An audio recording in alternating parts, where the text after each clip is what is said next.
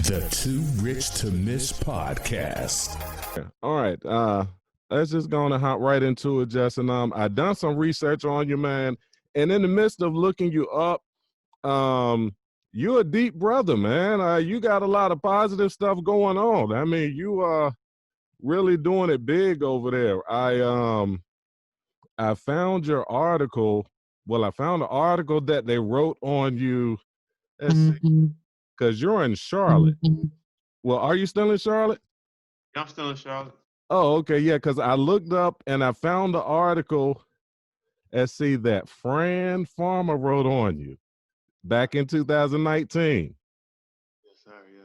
Yeah. Yeah, that was, I mean, it really told me a lot about you because I wanted to, because originally when I looked at you and I saw your profile and I saw the Bitcoin class, and I was like, oh, okay, that's cool. As you know, we got a brother out there, you got a Bitcoin class. That's what's up, because, I feel like that cryptocurrency is definitely a good avenue, for us as Black people to be able to jump into right now. It's real small, even though the numbers are big, but in relation to where it can go, it's real small. So I was excited about that. And then you're a vegan. And then I'm like, that'll be a great conversation. Just those two things alone. Yeah. And then as I dug a little further, I'm like, wow, he's a health coach, like a real health coach. Yeah. That was a wild journey, brother. But yeah, I just had to I just tried to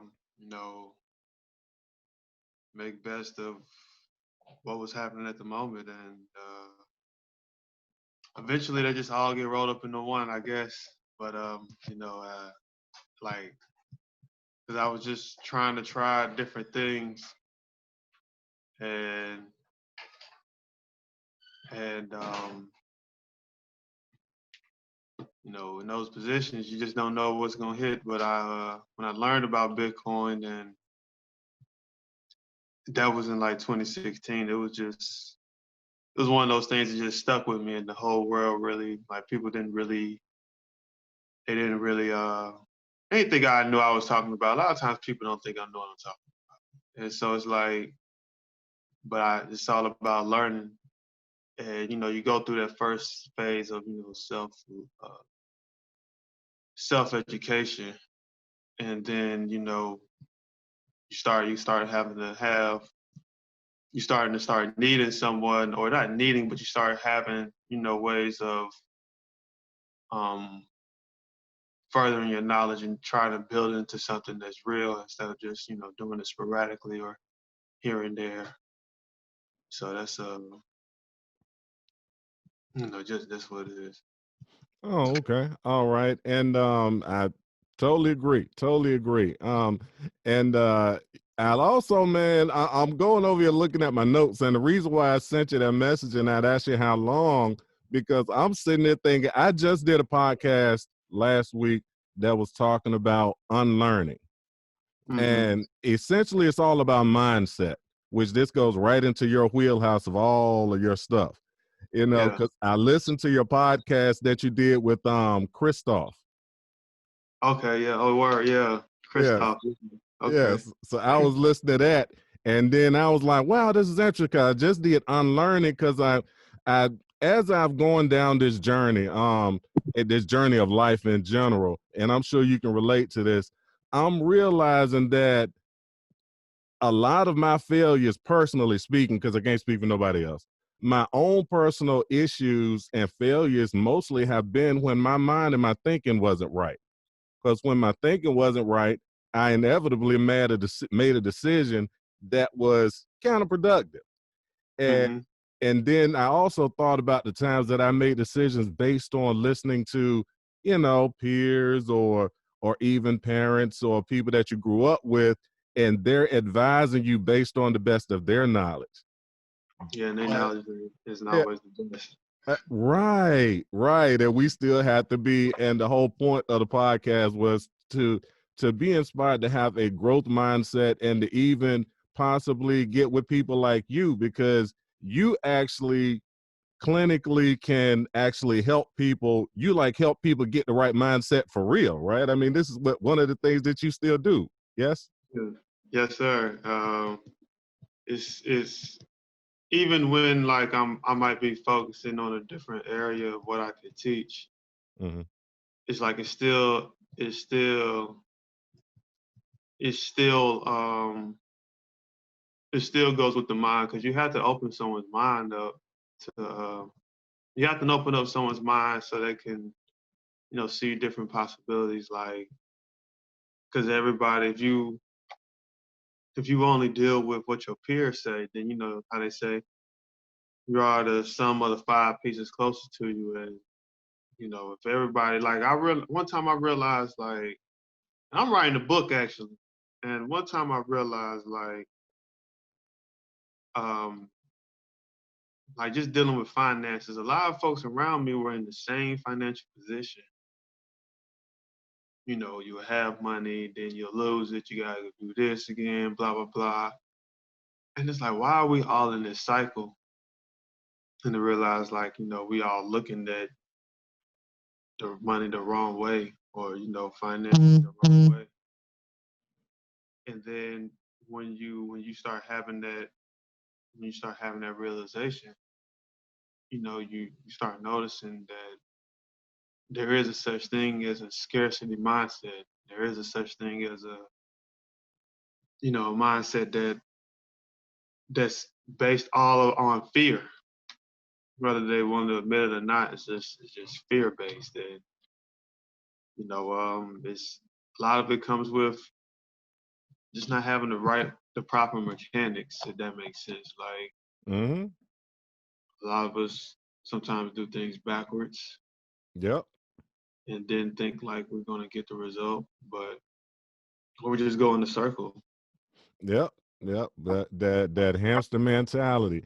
I was yeah, and I would say I was looking at, actually I heard something that you said and I thought it was real important. And I kind of want you to expound on it. And I'm looking at my notes if I'm looking kind of this way. So not trying to be disrespectful. I No, got notes over here. So you wake up in the morning and look at yourself in the mirror. What's the uh-huh. first thing you say to yourself, and why is this important? I thought this was good when I heard you talk about that. Oh, you were talking about when I said the whole "I love you" thing. Yeah, but you were saying it Yeah. to yourself, and you mentioned that, and I was like, it maybe it was just a me thing, but I was like, I wonder how many people understand the importance of them telling themselves that, so that they can build that self-confidence to go out, and if they're building a business, to talk about their business that they're trying to sell, even if it's a side hustle, because Mhm. everybody doesn't necessarily need to be an entrepreneur. It's not for everybody. It doesn't work out all that well, Yeah, all that yeah, well if your discipline isn't right. right. I mean, because when you do something like that and you're looking, you get to see all the, I guess, what's called imperfections of yourself, and you'll um you'll hear yourself like talk down about yourself, like, oh, I don't like that, but then it's like, I love you, and then it's just like, you just keep looking at yourself and say it. A lot of times folks don't say it to themselves. They think they understand. I mean, I ain't gonna say they think. They understand what self-love is, but that's something that's like a lot of people don't do. You know, they people say, well, I love myself a lot, but never looked at themselves and just said, I love you. And when I first did it, like it was a real eye-opening experience. Like, that's all the love you need. I mean, you need more, but that's the most important love to have. Right. Like, because when you love yourself, you actually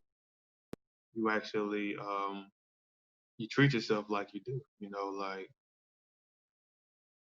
you just really treat yourself like you love yourself. Like, you just don't talk about it, but it's in all of your movements. It's how you take care of yourself.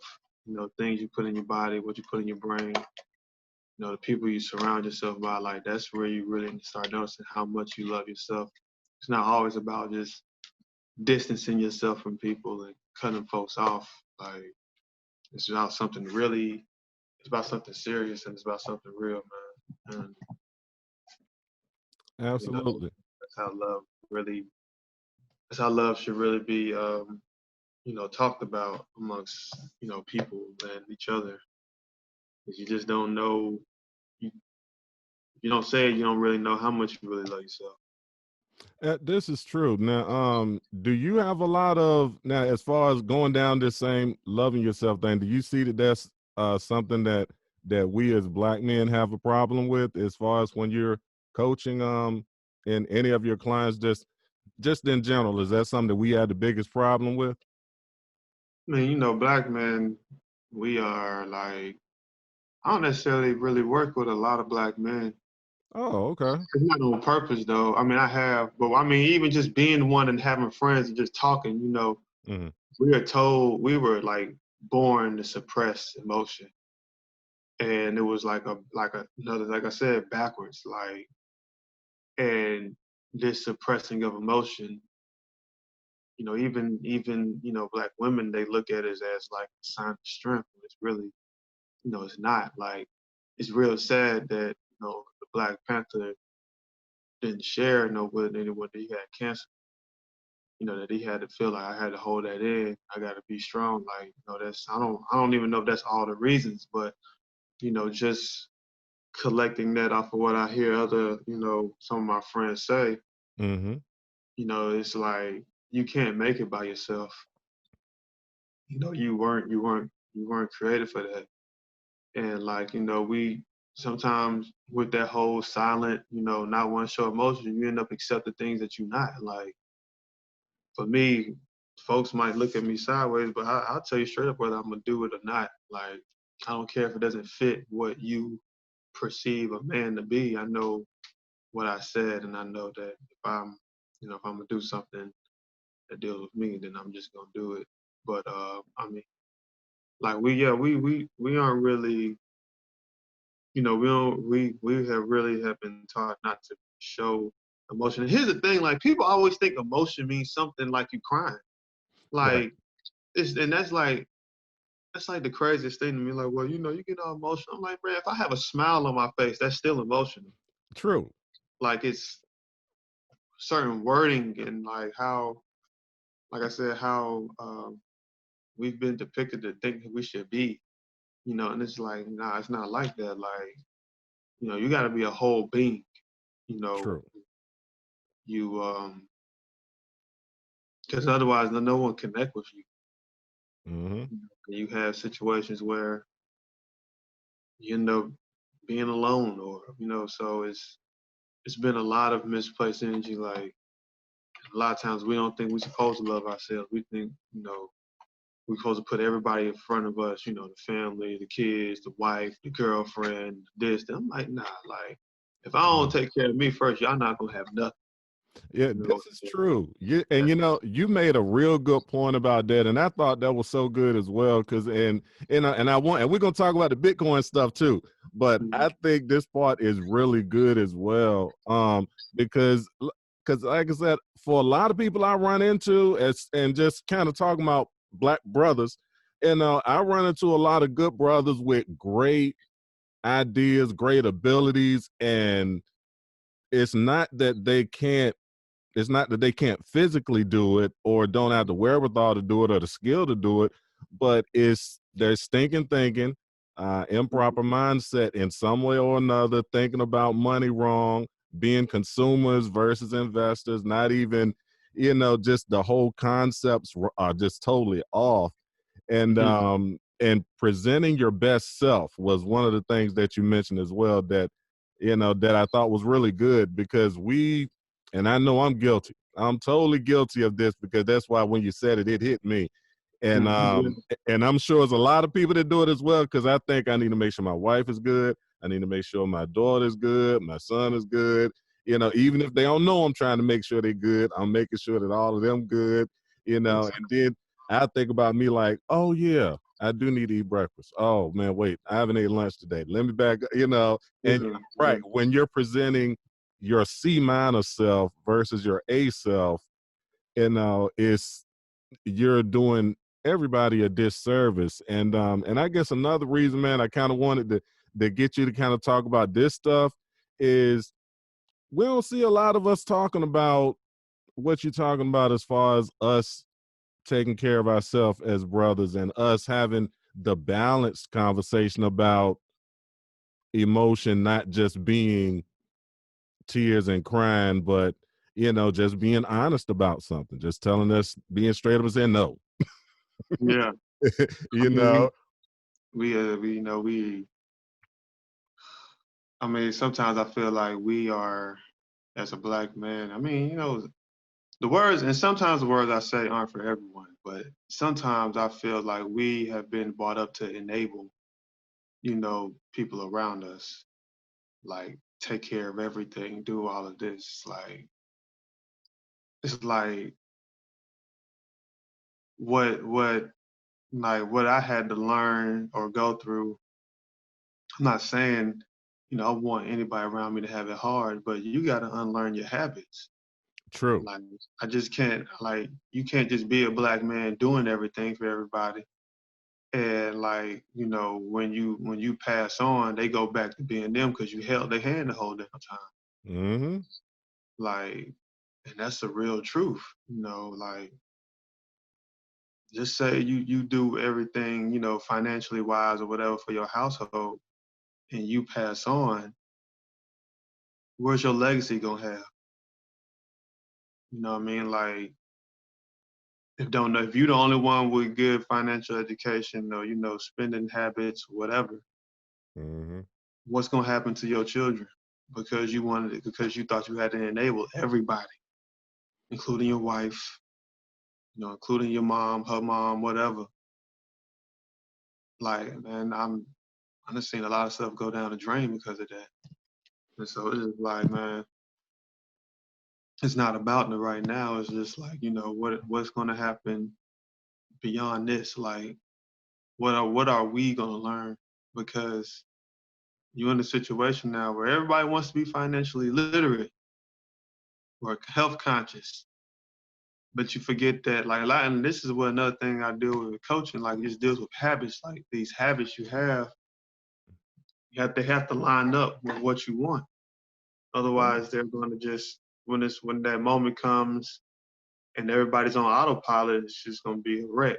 So I mean, it's important to really, I feel like nowadays, the state that we're in as black people, it's important for black men to know how to, like, you know, really lead by sometimes, like, being like, hey, the bigger overall picture isn't because we can go to Aruba, or because we can goddamn just, you know, have all these fun-filled events. You gotta know, like, life is serious, and it's not just about what you have now, but what you're gonna leave behind. That's for men and women. You don't want to just, you can't enable people just because it sounds popular to do. Like, and if we really have a lot of wrong messages. Like, and it's not a consistent, like we are, all of us, majority of us listen to hip hop. Mm-hmm. And sometimes the people, who are the hottest, they talk the most crazy stuff, but only when does, something tragic happen that you start hearing them. But yo, you weren't really a leader. You don't want to be one. You're just identifying someone who has a voice. And people, they take these words and they try to make them real. And they say, well, they folks might say they don't, but if you step back and just look, it's like sometimes just things just don't add up. So, like, that's why I even felt like I wanted to be in Bitcoin or any of that, because, like, if you don't have no one that looks remotely like you, then you're just gonna be like, well, that ain't for us. Like, that's they money, that's this, that, and the third. So you have to have some representation, and you want to be there to the point where once people, eyes start opening up about situations, they can have someone they could go to talk to, I guess. Yeah, absolutely. Yeah, and that's definitely, I'm totally in agreement with everything you're saying, and I'm just being a sponge right now, because I mean, I was just talking about this stuff last week, and I was sitting there thinking, man, it'd be cool if I ran into somebody who actually really, like does this, Hmm. and like I said, and when you popped up, I was like, oh my God, yeah, it, like, Yeah. because I just think it's cool, and I think we need to make it cooler for us to be vegan.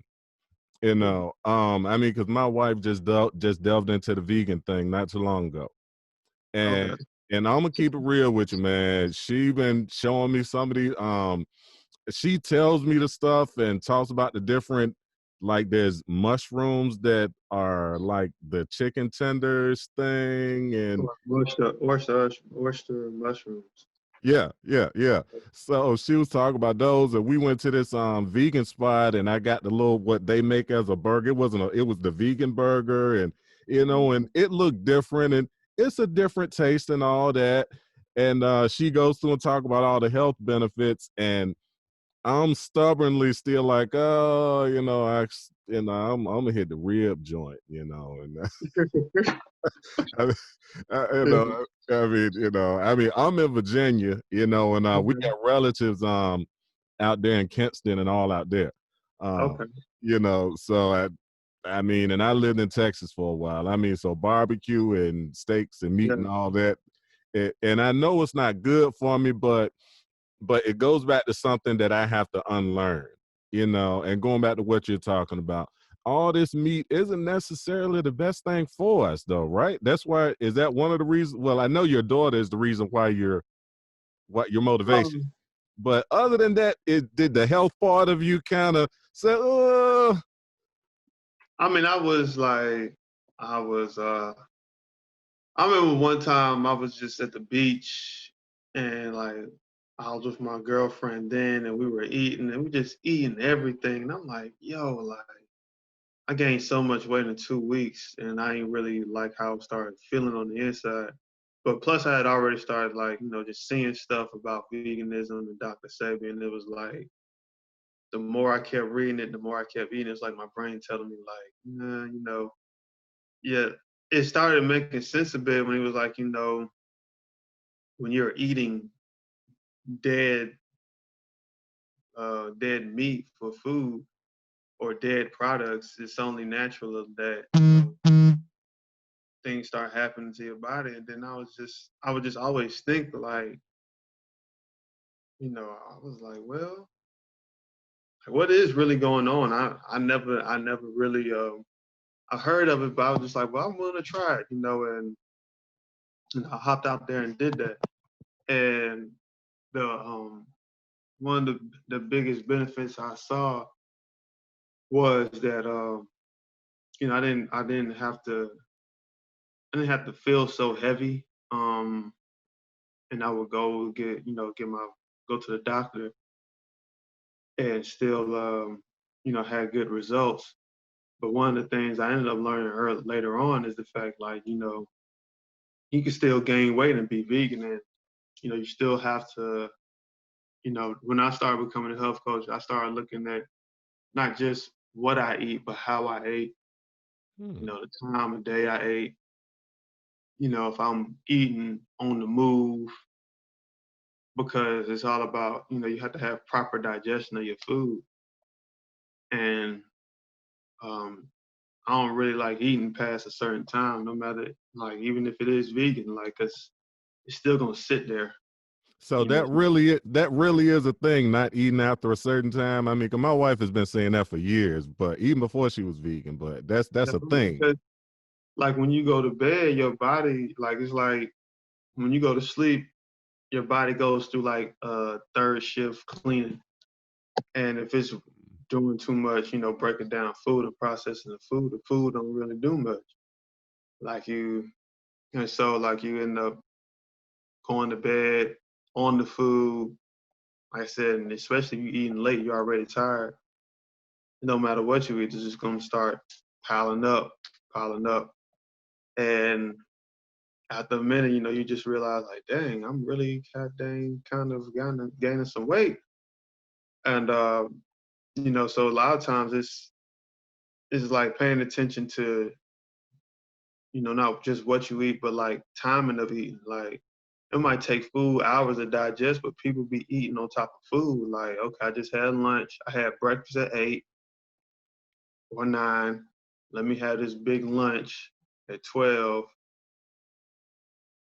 And it's like, half of your food might have not already digested. And it's just a weird situation sometimes. Like you got to really pay attention to, just what is going on in your body. And sometimes you got to be honest, like, am I eating because I'm hungry, or am I eating just because this is just the time of day I usually eat?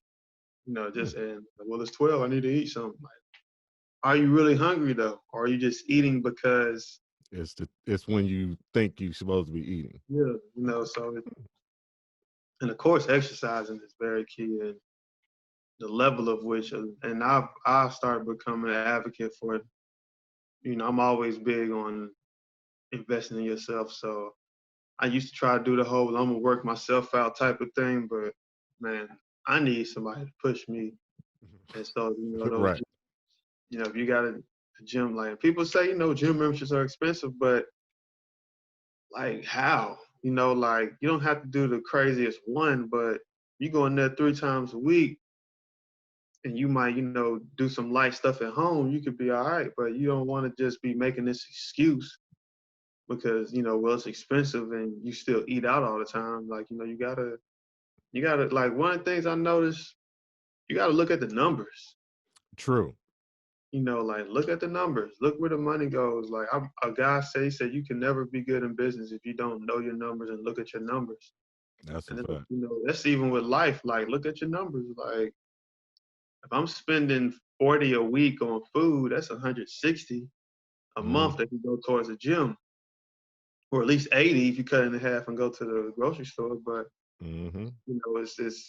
it's all about distinct, like real defined detail. And This is true, and it gets to what I like to think of as having a growth mindset versus a fixed mindset. Growth in my broad definition, meaning you're willing to step back and learn something different. You're willing to take an honest look and say, is this what I've been doing and gaining all this weight and not healthy? yeah, Are all of these things really good? Or could this other thing, cutting calories, exercising, actually work out? I mean, it's just like you said, it's the numbers too that a lot of us don't think about. Because it's just like you said, if we all really took an honest look at our finances, and I don't think a lot of us do, but if a lot of us took an honest look at our finances, we could probably have 2 coffees a week versus 4. You know what I mean? We might be I mean, the little things. We might go to Starbucks 5 times a week and man, oh, it's just Starbucks. But them Starbucks add up. Them yeah, 7-Eleven coffees add up. The Dunkin' Donuts add up. You know, yeah. you know. Especially, Oh yeah, yeah. When that hot sign come on, I mean, it's I can't front. I do it too.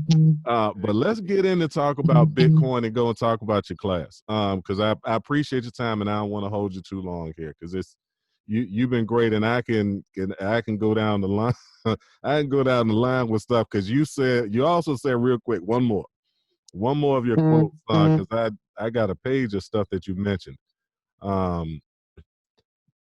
Well, a couple of more. You said if you have a strong enough why, the how will appear. I That was a good one, but the one that really kind of stuck out beyond all of that, you have to be a disaster before you can be a master. yeah. Did you steal these from your dad? Nah, I actually heard that one from this woman who's a coach where I got my certification. But it Oh, was just so real. I was just like, because everybody wants to be perfect out the gate. I got to get it right. I got to do this. I got to have this. If this don't look like this. And it's like, I mean, it's really not worth it to be stuck in procrastination, but thinking you're being like perfectionism is procrastination. And you're gonna look, you're not gonna know what you're doing. Like, I mean, let's look at LeBron. I mean, look how many times he had to go before he got his first ring. Yeah, that's a fact. And you have those, you have those situations where, like, even not even the NBA LeBron, but just growing up learning basketball, like, he had to go through a period of not being the best. You got to go through periods of just like fumbling, like, because you're not gonna learn what to do if you don't fumble. You got to fumble, like, and you got to fumble often, because if you do it enough times. I remember I read somewhere that mentioned the only reason people are successful because they failed more than someone else and they learned from it. Like, if I have more attempts than you, I'm bound to start making the shots, but I have to get the attempts up. Like, even with business, my first thing out the gate was always trying to get over the fear of, like, talking about money from a client or going out there and like trying to close a deal, so to speak, with my business. It was like, that was the biggest thing. And I fumbled a lot. Like, it was for a long time. I just didn't know. And now, even after the pandemic, it's like, all right, I want to get more, on social media, and not just social media, but the internet. But it's going to take some bumps, bruises, spend money, might not go to where you thought it was going to go, and, go back and do it all over again. But the constant repetition is just how I learned anything in life, especially coming home from prison. It was just like, well, I've already, quote unquote, failed. So let's just keep shooting the shot like Kobe. And you're bound to do something. Like, if you do something every day consistently, it don't even have to be every day, but if it's really consistent, you have no choice but to get better. Like, you just can't go back, can't get worse when you're actually putting the effort. You're just going through a phase, and then you're going to level up. It's just like that. Like, success is not linear. And we have that problem of thinking like, well, I'm just going to shoot for the sky. And, people only post the wins on social media. That's a fact. That's a fact. That's a fact. Post the wins. Yeah. I mean, because you had said life is an ascending staircase. It is. I mean, yeah. As you're going up, your legs may get tired, you may get cramps, but that doesn't mean you turn around and go down the stairs.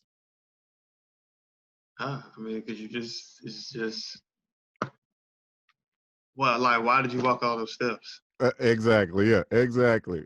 Which, and I'm going to convert and going to transition over into Bitcoin and your Bitcoin class, because we can go back and forth with this one. Why? I can talk about this because it's just so, except for me, it's just so eye-opening because a lot of things changed in my life, when I started thinking differently, just thinking differently. I mean, even in the midst of out here doing my voiceover stuff and my voiceover career and doing social media and all of that, one of the things that you did saying, we're going to get into Bitcoin, I promise. One of the things my voiceover coach told me that you had mentioned in this article when you were dealing with your clients, your business clients, was that you want them to see themselves being themselves or something like that. I'm paraphrasing. Okay. Go ahead. And when they had said that, that was one of the things that my voiceover coach said, because he said you just need just be you and just stop trying to to be like these other people who I was trying to say, okay, well, this one has a great voiceover career, I'm gonna do him and I'm gonna do him. And he was like, no, just do you. Yeah. And you'll be fine. And you were mentioning that in your article. But getting into Bitcoin now, would you consider yourself on, because you got a great Bitcoin course, and I think us being Black people having positive things going on in this crypto space is good.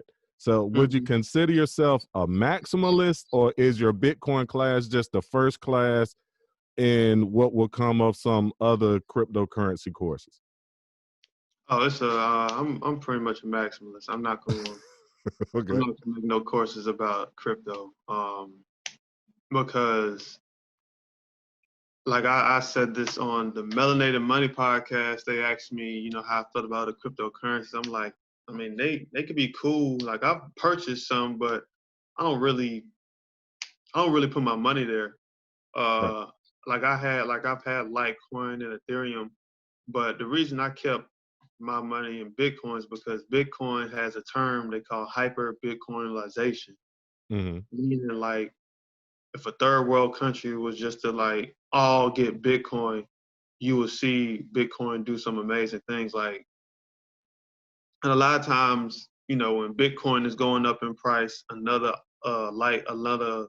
cryptocurrency is going up in price, and it was like to me, I mean, I'm not a trader, you know, Right. but it's like to me, it was just like, well, if that price is going up and Bitcoin is going up, like I didn't really have the time to catch all of that. Like I didn't like I did have a lot going on, and I was just thinking like, man, trading is just gonna be so convoluted. But like when it comes to other cryptocurrencies and for Justin Redrick, I really do, like I will only promote, stuff about Bitcoin itself. But it can go into deeper classes and courses and coaching about Bitcoin. Like that class I have, it's just a very beginner, not even just a very beginner, but it goes over the basic fundamental principles of Bitcoin. Right. And not just not I don't do the whole high level trading talk, the high technical stuff. And I try to make sure people know like, yes, this is an investment, but it's not like your everyday investment. Like and you need to be open minded to learn that because without it, your money might get caught up in something that you had no business putting your Bitcoin in. So those are like you have and I teach people the way of looking at the appreciation over anything. Like there's nothing appreciating like Bitcoin ever. That's a fact. That's a fact. That's a fact. Only thing that probably can compete is slavery. But outside of that, it's like Yep. nothing. Yeah, So I this is mean, true. As a store of value, I'm totally in agreement with you. I mean, because I wouldn't consider myself a maximalist. You know, mhm, I like the industry and the technology overall because I like what I'm a tech person. So mhm, I mean I like innovation. But I'm in agreement with you. Bitcoin is the king. I mean, it literally is digital gold, and a lot of people need to go through and get the basic understanding so that they won't get off into all of these alternative coins. Now granted, I do mess with these alternative coins, but I go in with my eyes open though. My mhm. strategy is because I'm not a trader either. Because one thing that people don't understand about traders and why they should really definitely make sure they take your course before they jump around is because 9 out of every 10 traders are not profitable. And Yeah, yeah, I yeah. mean, I mean that part alone, So when these people, I find it amusing because knowing that, and when I'm just looking at just what you're talking about, looking at Bitcoin over the last 10 years, if you've been dollar cost averaging, because when I talk about cryptocurrencies on the channel, I'm talking about dollar cost averaging to it. If you're gonna play around in these alternative coins, then that's the gambling part. If Yeah, if that's what you want to do, okay. Because yeah. I mean, I got some friends who love to go play poker, and I know I got another friend who like to shoot dice. But Mhm. the guy that I know that likes to shoot dice is the most frugal individual that you will ever run across. I mean, Mhm. it's so there is balance there, but at the end of the day, I'm totally agreement with you. Bitcoin is definitely where it's at, and just like you said, if one third world country jumps in, this thing could go from 11,000, which is where it is about now, all the way up to 100,000 in no time. Yeah, and those numbers are real. And so, like when I first started learning about Bitcoin, I was really home from prison like a year and a half, and my friend Bitcoin Zay, the author of Bitcoin in Black America, Oh, okay. um, he like he was just telling me about it, and he was like, "Yeah, man, you can do trading." I'm like, "Man, I'm not about to be sitting here and trading this. Like, I'm not saying I don't have the risk to trade. I'm like, bro, I don't have. I said, listen, I'm working to just buy this thing. I'm not gonna sit here and trade it, and I'm not doing all of that because, like you said, 9 times out of 10 of them are losses. Mm-hmm. And I'm like, bro, I don't know. Like, nah, I'm not doing that. Because even if like it was just always my thinking, like, well, I could do that, but why not just let it grow? Like I knew nothing about financial. I knew about investments, but I didn't know where to get them. I didn't know anything about that when I came home from prison. The only thing that helped me learn about it was Bitcoin. And so to me, it was like every dollar I can make that I could save, it need to be into this. Like, don't need to go nowhere else. Like for a while, I didn't buy shoes, I didn't buy clothes. It was just buying Bitcoin, and that's really where where my mindset was. And so for individuals who never knew of Bitcoin, never heard of it, it was like, all right, how can I get this out here to the world? How can I also make it a business? And some of the first things I did was I did like one-on-one consultations for like the longest. And it was just all like, it was all spur of the moment stuff. Like I would post about it, people would ask me, and we would meet and sit down.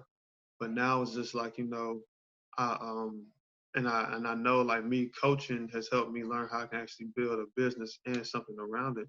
But like I felt like, you know, we as a people, we can't just keep sitting here hoping, that things go a certain way. Mm-hmm.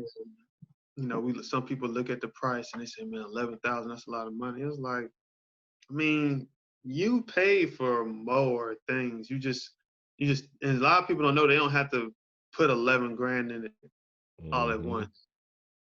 But they start worrying about, well, what if this happens? What if this happens? And it's like, that's why I created that course, because people have all these questions. They have all these assumptions. Yep. You have all of this information out here. And, you know, a lot of information can cause you not to take action. Yep. And, And yeah, and also just to piggyback on that point as well, and there's another reason people need to be taking like your course as well, because information on the internet is scattered all around. You know what I'm saying? I mean, it's where do you start? What's really legit? What's not? And is this stuff going to be put in a chronological order that you can be able to really digest it in such a way that's right for you?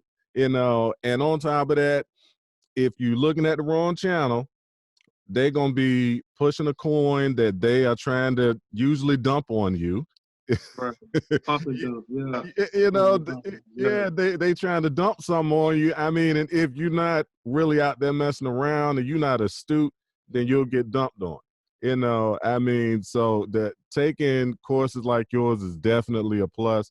I totally recommend it because a lot of people aren't going to be like me and just a lot of people aren't going to be technologically inclined and going to have instincts to be so, ooh, that kind of look like a scam. I'm gonna stay away from that. Or, Yeah. oh, I'll kind of mess around with that, but if I lose my money, okay. I mean, Mhm. Yeah. some people Mhm. really just want to just put it in and watch it and watch it grow, and that's fine as well. And I'm glad you actually got something going like that from us. And Mhm. hopefully while they're talking to you about Bitcoin, they'll, get on your consulting on your life coaching as well and get their mind right. I mean, that's it's all, hey, look, it's all there. Uh, And when, and like you said, you do have a lot of people who, you guys like you say, individuals like you who technically inclined can look at things. But there are those people who just like, hey, I just need to know. Because like if they're like me, and then these are the type of people, I really just I like I noticed they just want to know what it does and like, how will this work for me and what do I have to go through? Because like my overall goal is for people to experience a 10x return and better. Mm-hmm. And when I experienced that, it was in 2018, 2017, 2018. One of those. It was late 2017, early 2018. And Mm-hmm. Bitcoin was like 20 G's, and I'm just like, wow. Yep. And like, it's like, damn. And it's people I known, you start seeing they just have this look on their face, even through like messaging on the internet, you could tell they got the long face. Mm-hmm. And it's like, you know, you have an opportunity to grab a piece of something different. Like, could you get a whole Bitcoin? I'm sure you can, but if you were to get a third of a Bitcoin, and let's say Bitcoin does go to $100,000. I mean, if you never had $30,000 or $40,000 before, then your life you can do something very different. Plus, you're on this side of 40 grand with Bitcoin. Your Mm-hmm. life should be a lot cheaper than what it should be using fiat. Like that's another thing people understand. Like value. Yep. People think money is valuable because everybody wants it. That's not valuable. Mm-mm. That's just it's just there. Like that doesn't make the dollar valuable. It just makes people, that's what you can buy things with it. But you know, if your dollar is getting destroyed by inflation and Mm-hmm. like how they're talking about now, the GDP and the national debt is going to be all the same somewhere along that. It's like, Yes, what is it's the dollar really doing? Like, like again, there was another saying like the devil is in the details. People don't really want to look at those details. They just want to go on autopilot. Okay, I'm good. I don't really want to, step into all that. It's like that comfort zone. yep. And And meanwhile, and just to piggyback on just what you're saying, I'm totally in agreement with you because inflation is the one thing that we don't think about. And most of us, especially us as black people, most of us are in the middle class. You know what I'm saying? We don't make over, we hadn't crossed so far over. I mean, so inflation hits us the hardest. We feel it a lot more. And the smart money has been going into Bitcoin in droves. I mean, I know you heard about MicroStrategy. uh, this is the second. I have to look it up. Somebody just brought this up again. You the second one to bring it up, and I was meaning to look it up. But I had some wild events take place, but Right. I'm gonna look it up though. I got to. Well, I'll give you the 2-second version. Think about this now. You got this company, publicly traded company, that's done put 400 and some $1 million into Bitcoin. Mhm. Now, here's Oh, the yeah, I heard about that. Yeah, I heard yeah, about it. Yeah. yeah. Now, here's the really interesting thing, right? They did the way that they did it was so player. I have no other way that you can put it. They did it so player that they were buying this stuff in small amounts so that they didn't drive up the price. All right. Now, exactly. Now, think about this. If they did this and they accumulated 400 and some million, who else do you think could possibly be doing the same thing right now, but we just don't know about it just yet? The thing that I tell people and why I think is real important for people to take advantage of courses like yours is so that they can get the epiphany that we have, so that, because see, what's going to end up happening, and you probably know this as well as I do, by the time the normal customer gets the aha moment, or as I like to say, the oh shit moment, Mm-hmm. you know what I'm saying? When everything goes wrong and the only thing you can do is say, oh shit. Yeah. When the retail investor gets the oh shit moment, Mm-hmm. Bitcoin is going to already be at 50, 60, 70, 80 grand. And then everybody's going to be like, oh my God, Yeah. did you hear what was happening with Bitcoin? People going to be hitting your phone. Justin, you still got that course that you were talking about Yeah. 6 And you months? know what's crazy? People gonna come to a point where it's like they'll only be able to, go it might get to a point where buying one Bitcoin will become, something something like something of a like an anomaly. Like it'll get so crazy that Mm-hmm. you'll only be able to brag about, well, I got 0.05 of Bitcoin, I'm good. But people with a whole Bitcoin, you have a whole Bitcoin by then, you'll be able to make more whole Bitcoins. But because one thing I learned with money, like your intelligence rises with money. Your intelligence has to rise to reach a certain level of money. And when it comes to like something like that, you got one whole the price could get so crazy and away from you that it's like almost paying a house payment. Mm-hmm. And you'll be like, dang, like I mean, you can still receive great returns, but having a whole Bitcoin could become it's gonna start becoming very difficult. Mm-hmm. Hope the price drops though, but it's still gonna become very difficult after a moment because it's gonna start showing the world's gonna start showing you that they that it's not really for you. The fiat money is not really for you to begin.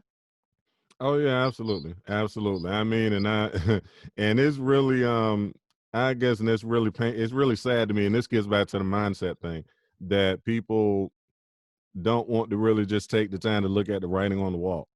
I mean, because if we just simply look around, even with what's happening right now, and I mean, if we go back to 2008 and look at the real estate crisis when that jumped off, and we look at that bailout, it doesn't have to. We don't have to speculate too hard to know where the money went and where it didn't go. Mm-hmm. We back again in the same type of situation. This Black Swan event comes up, and once again, we see where the money goes and where the money doesn't go. And Right. So I look at Bitcoin and, well, even the cryptocurrency market, but definitely Bitcoin as the stable, as the store of value. I look at Bitcoin as the gold standard. Mm-hmm. I like your kids, your child, my kids, my grandkids, they aren't going to be thinking about the physical regular gold. They're going to be like, oh well, we're gonna do this They Bitcoin gonna only thing. know Bitcoin. Yeah, They gonna only know Bitcoin, and like that's probably one of the greatest things is like you're gonna have a generation of children that just know like they know this like kind of like how for me and my generation we knew the cell phone better than our parents, that's a and fact. so now it's just like that same thing can happen again. That same thing is going to happen again, and to the point like we just have to get out of the reason I even got into Bitcoin was because I just felt like we was always late to some party. Yep. Like a lot of my like I said, a lot of my friends they're talking the whole forex to real estate, and it's good. Like I'm not debating, I'm not knocking anything someone says for their investment, but it's like like you got to start taking a step on what's newly happening. Like for me, I always want to look at what's taking place in the world that is so major that it's going to change the world. And you got to want to be an early adopter in something, man. Just Mm-hmm. everything seems to be consumer based now. Yep. Like so, and it's just like we make it because we say like, well, I ain't got the money to do that. I'm just gonna do this. But I got tired of being behind. Like Exactly. I got friends who talk about mobile trailers again. They are great, but I want to print houses. I want a 3D printer. I want to be the first one to do it. I want to be early. Want to be there early. Exactly. So when you're there early, the cost might be cheaper, but the risk is longer. The ride is tough. But that's what it pays to be there early because once you 4 to 5 years in, you an expert to some people. Mm-hmm. And or you an authority to some people. You an authority to the newly found experts. Like period. So that's that position. that's one thing I learned about in business about positioning, like position. What position do you want to be in? And like, I mean, it was to the point like Bitcoin saved me a lot. You know, I like, know that's right. like just coming home and not really having no jobs and the money. It was just like, well, the price of Bitcoin went up. I can pay off something. I could pay for something. I probably didn't even want to do it, but that's when I started learning, like, just how money works, not just getting money. Like, we just Hmm. get money. We don't know how it works. Like, everybody's gonna go to a period of not having money come in. Like, especially as an entrepreneur, and if you got a job, you're gonna have those periods where everything just hits you at once. Like, you gotta take money serious because there are times where things can be going so good, everything going well, but it's like everything isn't linear, and you got to Hmm. prepare for those moments. And like I said, I didn't know much about money, so I've been times I've had to liquidate what I thought was going to be my emergency, but I knew how Bitcoin works so well that I could like make it what I wanted to make it. But after a while, I started getting tired of playing that game, and I just like let's really be honest about like what it is we have here. What it is you're making and how to make that work. And how to just do things in a way that's safe. Like, because for me, I noticed that there were already rules to money out there. There were just Right. no rules to Bitcoin. So I'm gonna take the rules that have been made for money and apply it to Bitcoin and just see how that works better. Like, it's already a better money, a better Hmm. storage value. But if you don't have no real rules or principles, around money, it's just you're gonna treat it like it's nothing else. So like I really started looking at how to treat this thing seriously over time and not just, oh, I got it, I'm good, blah blah blah. This like always building on top of what I know. Oh, okay. All right. So let me ask you this then. How do you? Well, I know you. Well, I don't even have to actually ask that question. So as far as the storage, I was gonna go in and talk about farming and all that, but that's on the alternative side. That's anti-maximalist. um, so as far as with storage, now, how do you feel about these places that the typical consensus is not your keys, not your crypto, right? So how are you in regards to these places like BlockFi, where they'll hold your Bitcoin and give you like a percentage on, and give you some No, stable like I don't even coins? Or, understand what that means. Like, no, like I don't really get BlockFi. Because people was like, well, you receive interest on it. Like, what? Like, what am I receiving interest? oh wait, you muted yourself. Unmute yourself. Yeah.